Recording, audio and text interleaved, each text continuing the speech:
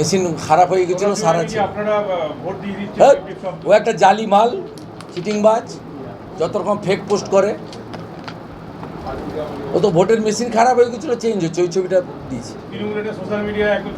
হ্যাঁ, ঝড় তুলে তৃণমূল অনেক কিছু ঝড় তুলে। তৃণমূল RSS-এর দক্ষিণবঙ্গের প্রান্ত প্রচারক জলধর মাহাতোর করে, দিলীপ ঘোষের ভয়েস নকল করে ছাড়ে।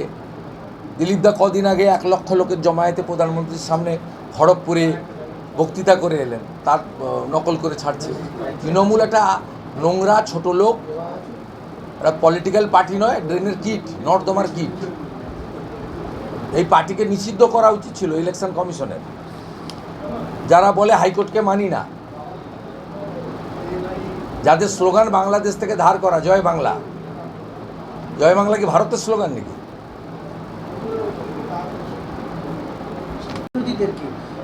অভিজিৎ গাঙ্গুলিকে গো ব্যাক স্লোগান দেওয়া হচ্ছে, চোর স্লোগান দেওয়া হচ্ছে, সেখানে পটাশপুরে সৌমেন্দু অধিকারীকে আটকানোর চেষ্টা হচ্ছে। এই ধরনের বিরোধীদেরকে বিভিন্ন জায়গাতে আটকে দেওয়ার চেষ্টা কেন? এটা তো অবাধ গণতন্ত্র, প্রত্যেকেরই তো। অবাধ গণতন্ত্র পশ্চিমবঙ্গে আছে নাকি? আপনি কাঁথি পৌরসভার ভোট দিতে পেরেছেন নাকি? আমরা বাড়ির লোক ভোট দিতে পেরেছি নাকি? আজকে ভোট দিচ্ছে, কাঁথি শহরের লোক দিচ্ছে না, 80% ভোট দিয়ে দিয়েছে মমতার বিরুদ্ধে। সব 1 নম্বর বোতাম দিচ্ছে। আপনার পরিবার ভোট দিতে পারেনি জাতীয় বিদ্যালয়ে, আপনি আমাকে প্রশ্ন করছেন গণতন্ত্র? দিয়েছি, নন্দনাকে বাড়ি দিয়েছি।